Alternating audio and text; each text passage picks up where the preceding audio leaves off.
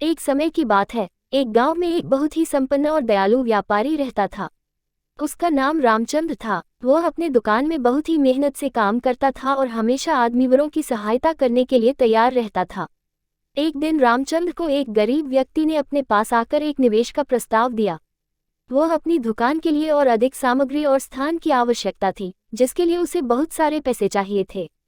रामचंद्र ने ध्यान से सभी विचारों को समझा और तब सोचा कि उसे इस निवेश के लिए पैसे चाहिए थे, लेकिन यदि यह निवेश व्यर्थ हो गया तो उसे इन सभी पैसों को खो देना पड़ेगा।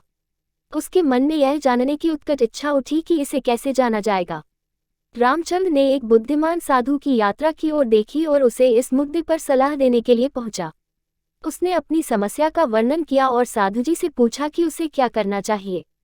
साधु जी ने एक प्याला उठाया और उसे रामचंद्र को दिया। उन्होंने कहा, रामचंद्र, यह प्याला तुम्हें एक गांव के बाहर जाकर सबसे अच्छा दूध देने वाले दूध वाले के पास ले जाना है।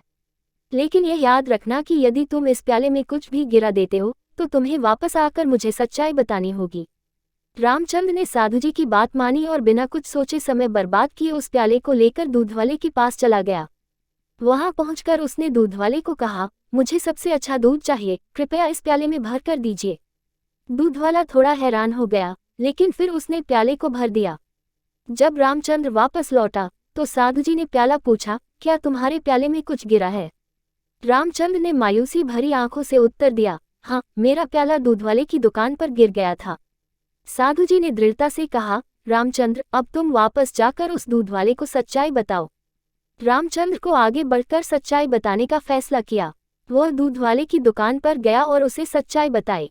दूध वाला बहुत खुश हुआ कि रामचंद्र ने उसे आदर्शता दिखाए और सच्चाई के मार्ग पर चलने का संकेत दिया।